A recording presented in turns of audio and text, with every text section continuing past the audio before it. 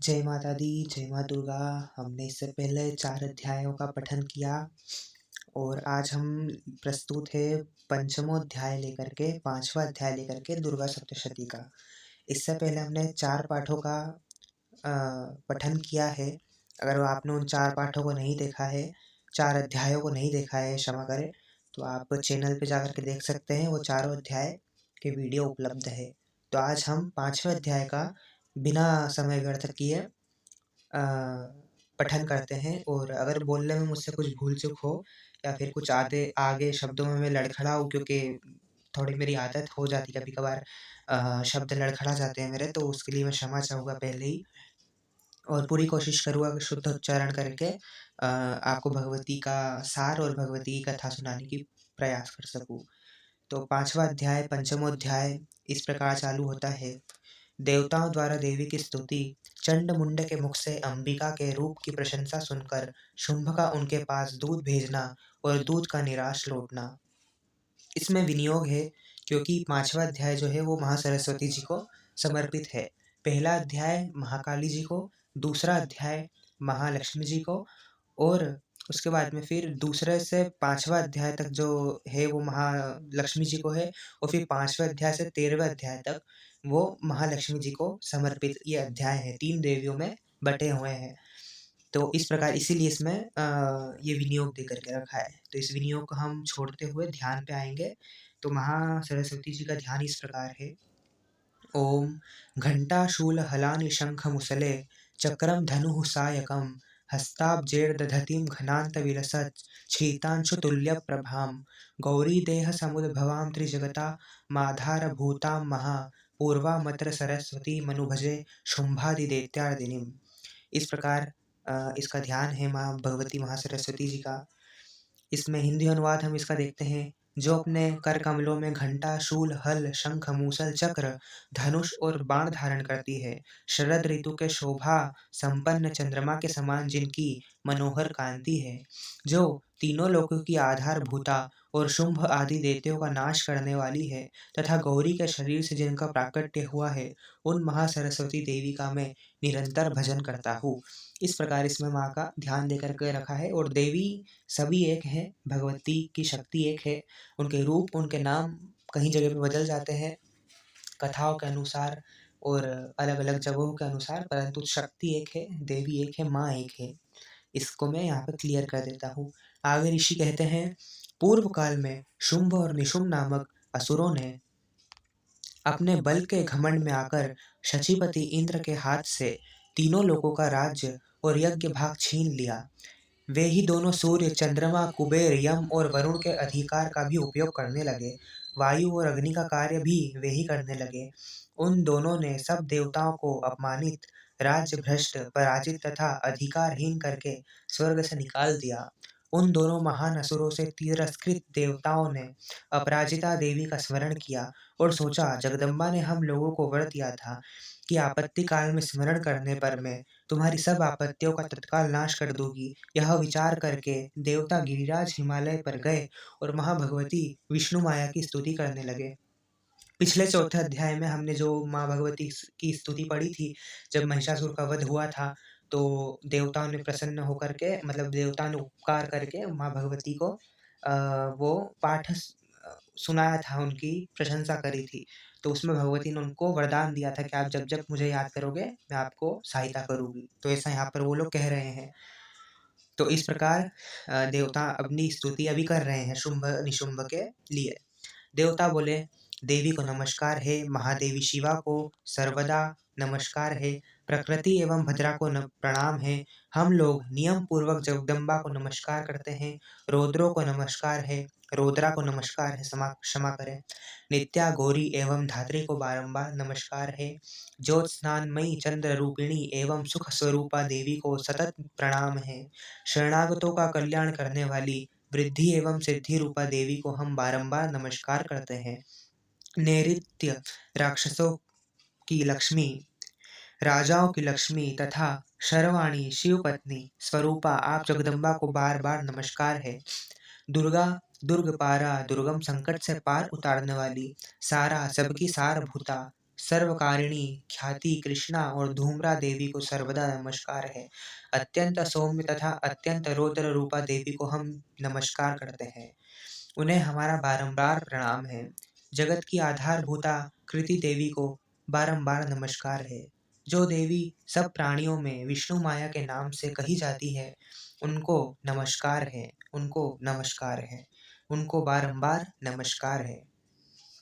जो देवी सब प्राणियों में चेतना कहलाती है, उनको नमस्कार है, उनको बारंबार नमस्कार है। जो देवी सब प्राणियों में बुद्धि रूप से स्थित है, उनको नमस्कार है, उनको बारंबार नमस्कार है। जो देवी सब प्राणियों में निद्रा रूप से स्थित है, उनको नमस्कार है, उनको बारंबार नमस्कार है। जो देवी सब प्राणियों में क्षुधा रूप से स्थित है, उनको नमस्कार है, उनको बारंबार नमस्कार है। जो देवी सब प्राणियों में छाया रूप से स्थित है, उनको नमस्कार है, उनको बारंबार नमस्कार है। जो देवी सब प्राणियों में शक्ति रूप से स्थित है, उनको नमस्कार है, उनको बारंबार नमस्कार है। जो देवी सब प्राणियों में तृष्णा रूप से स्थित है, उनको नमस्कार है, उनको बारंबार नमस्कार है। यहाँ नमस्कार दो दो बार बोला गया है, पर मैं एक बार ही बोल रहा हूँ क्योंकि वीडियो बड़ा हो जाता है, उसके लिए मैं क्षमा चाहूँगा। पर एक बार उनको नमस्कार है और फिर उनको बारंबार नमस्कार है, ऐसा करके हम उच्चारण कर रहे हैं। तो ये यहाँ पर संस्कृत में भी ऊपर चल रहा है, या देवी सर्वभूतेषु शांति रूपेण संस्थिता नमस्तस्यै नमस्तस्यै नमस्तस्यै नमो नमः। तो ऐसे संस्कृत में भी है, बट हम हिंदी में कर रहे हैं क्योंकि सबको हिंदी समझ में ज़्यादा आता है, संस्कृत में थोड़ा कम आता है इसलिए। जो देवी सब प्राणियों में शांति क्षमा रूप से स्थित है, उनको नमस्कार है, उनको बारंबार नमस्कार है। जो देवी सब प्राणियों में जाति रूप से स्थित है, उनको नमस्कार है, उनको बारंबार नमस्कार है। जो देवी सब प्राणियों में अच्छा ये हो गया। जो देवी सब प्राणियों में लज्जा रूप से स्थित है, उनको नमस्कार है, उनको बारंबार नमस्कार है। जो देवी सब प्राणियों में शांति रूप से स्थित है, उनको नमस्कार है, उनको बारंबार नमस्कार है। जो देवी सब प्राणियों में श्रद्धा रूप से स्थित है, उनको नमस्कार है, उनको बारंबार नमस्कार है। जो देवी सब प्राणियों में कांति रूप से स्थित है, उनको नमस्कार है, उनको बारंबार नमस्कार है। जो देवी सब प्राणियों में लक्ष्मी रूप से स्थित है, उनको नमस्कार है, उनको बारंबार नमस्कार है। जो देवी सब प्राणियों में वृत्ति रूप से स्थित है, उनको नमस्कार है, उनको बारंबार नमस्कार है। जो देवी सब प्राणियों में स्मृति रूप से स्थित है, उनको नमस्कार है, उनको बारंबार नमस्कार है। जो देवी सब प्राणियों में दया रूप से स्थित है, उनको नमस्कार है, उनको बारंबार नमस्कार है। जो देवी सब प्राणियों में तुष्टि रूप से स्थित है, उनको नमस्कार है, उनको बारंबार नमस्कार है। जो देवी सब प्राणियों में माता रूप से स्थित है, उनको नमस्कार है, उनको बारंबार नमस्कार है। जो देवी सब प्राणियों में भ्रांति रूप से स्थित है, उनको नमस्कार है, उनको बारंबार नमस्कार है। जो जीवों के इंद्रिय वर्ग की अधिष्ठात्री देवी एवं सब प्राणियों में सदा व्याप्त रहने वाली उन व्याप्ति देवी को बारंबार नमस्कार है। जो देवी चैन जो देवी चैतन्य रूप से इस संपूर्ण जगत को व्याप्त करके स्थित है, उनको नमस्कार है, उनको नमस्कार है, उनको बारंबार नमस्कार है। पूर्व काल में अपनी अभीष्ट की प्राप्ति होने से देवताओं ने जिनकी स्तुति की तथा देवराज इंद्र ने बहुत दिनों तक जिनका सेवन किया, वह कल्याण की साधन भूता ईश्वरी हमारा कल्याण और मंगल करे तथा सारी आपत्तियों का नाश करे। उद्दंड दैत्यों से सताए हुए हम सभी देवता जिन परमेश्वरी को इस समय नमस्कार करते हैं तथा जो भक्ति से विनम्र पुरुषों द्वारा स्मरण की जाने पर तत्काल ही संपूर्ण विपत्तियों का नाश कर देती है, वे जगदम्बा हमारा संकट है। ऋषि कहते हैं, राजन, इस प्रकार जब देवता स्तुति कर रहे थे, उस समय पार्वती देवी गंगा जी के जल में स्नान करने के लिए वहां आई। उन सुंदर मोहों वाली भगवती ने देवताओं से पूछा, आप लोग यहाँ किसकी स्तुति करते हैं? तब उन्हीं के शरीर कोश से प्रकट हुई शिवा देवी बोली, शुंभ दैत्य से तिरस्कृत और युद्ध में निशुंभ से पराजित हो यहाँ एकत्रित हुए ये समस्त देवता यह मेरी ही स्तुति कर रहे हैं।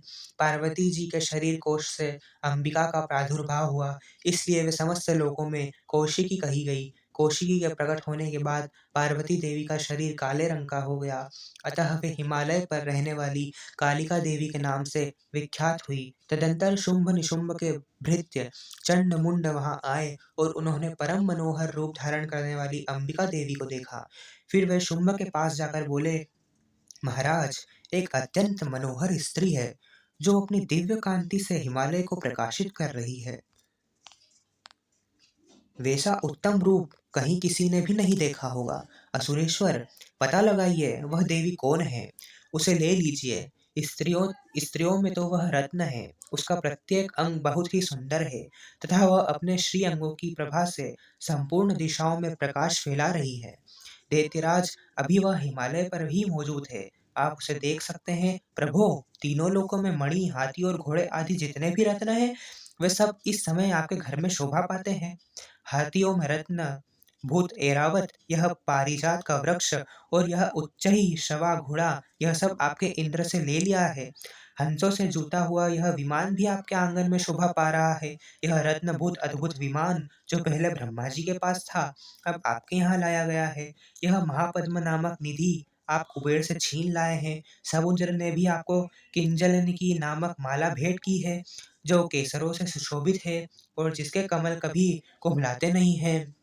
स्वर्ण की वर्षा करने वाला वरुण का छत्र भी आपके घर में शोभा पाता है तथा यह श्रेष्ठ रथ जो प्रजापति के अधिकार में था, अब आपके पास मौजूद है। दैत्येश्वर, मृत्यु की उत्क्रांतिदा नाम वाली शक्ति भी आपने छीन ली है तथा वरुण का पाश और समुद्र में होने वाले सब प्रकार के रत्न आपके भाई निशुंभ के अधिकार में है।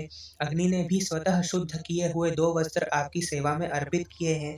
दैत्यराज, इस प्रकार सभी रत्न आपने एकत्र कर लिए हैं। फिर जो यह स्त्रियों में रत्न रूप कल्याणमयी देवी है, इसे आप क्यों नहीं अपने अधिकार में कर लेते हैं?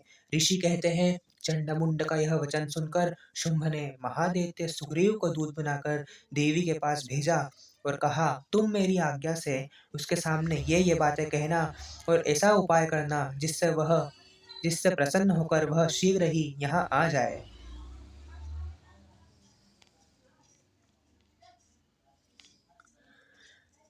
वह दूत पर्वत के अत्यंत रमणीय प्रदेश में जहाँ देवी मौजूद थी गया और मधुर वाणी में कोमल वचन बोला। दूत बोला, देवी, दैत्यराज शुंभ इस समय तीनों लोकों के परमेश्वर है।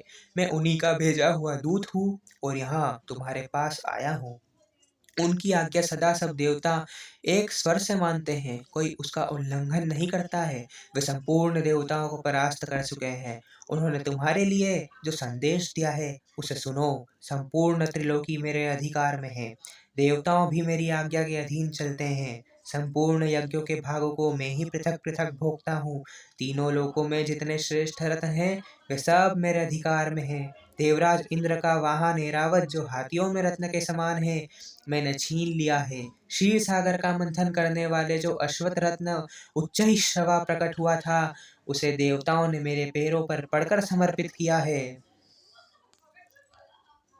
सुंदरी, उनके सिवा और भी जितने रत्नभूत पदार्थ देवताओं, गंधर्वों और नागों के पास थे, सब मेरे पास ही आ गए हैं। देवी, हम लोग तुम्हें संसार की स्त्रियों में रत्न मानते हैं, अतः तुम हमारे पास आ जाओ, उपभोग करने वाला क्योंकि रत्नों का उपभोग करने वाले हम ही हैं। चंचल कटाक्षों वाली सुंदरी, तुम या मेरे भाई महापराक्रमी निशुंभ की सेवा में आ जाओ, क्योंकि तुम रत्न स्वरूपा हो। मेरा वरण करने से तुम्हें तुलना रहित महान ऐश्वर्य की प्राप्ति होगी। अपनी बुद्धि से यह विचार करके तुम मेरी पत्नी बन जाओ। ऋषि कहते हैं, दूत यो कहकर कल्याणमयी भगवती दुर्गा देवी दूत के यों कहने पर कल्याणमयी भगवती दुर्गा देवी जो इस जगत को धारण करती है, मन ही मन गंभीर भाव से मुस्कुराई और इस प्रकार बोलने लगी। इस प्रकार बोली। देवी ने कहा, दूत, तुमने सत्य कहा है, इसमें तनिक भी मिथ्या नहीं है। शुंभ तीनों लोकों का स्वामी है और निशुंभ भी उसी के समान पराक्रमी है, किंतु इस विषय में मैंने जो प्रतिज्ञा कर ली है उसे मिथ्या कैसे करूं? मैंने अपनी अल्प बुद्धि के कारण पहले से जो प्रतिज्ञा कर रखी है उसे सुनो। जो मुझे संग्राम में जीत लेगा, जो मेरे अभिमान को चूर्ण कर देगा तथा संसार में जो मेरे समान बलवान होगा, वही मेरा स्वामी होगा। इसीलिए शुंभ अथवा महादैत्य निशुंभ स्वयं ही यहाँ पधारे और मुझे जीतकर शीघ्र ही मेरा पाणी ग्रहण कर ले। इसमें विलंब की क्या आवश्यकता है? दूत बोला, देवी, तुम घमंड में भरी हो, मेरे सामने ऐसी बातें ना करो। तीनों लोकों में कौन ऐसा पुरुष है जो शुंभ निशुंभ के सामने खड़ा हो सके? देवी, अन्य दैत्यों के सामने भी सारे देवता युद्ध में नहीं ठहर सकते, फिर तुम अकेली स्त्री होकर कैसे ठहर सकती हो? जिन शुंभ आदि दैत्यों के सामने इंद्र आदि सब देवता भी युद्ध में खड़े नहीं हुए, उनके सामने तुम स्त्री होकर कैसे जाओगी? इसीलिए तुम मेरे ही कहने से शुंभ निशुंभ के पास चली जाओ।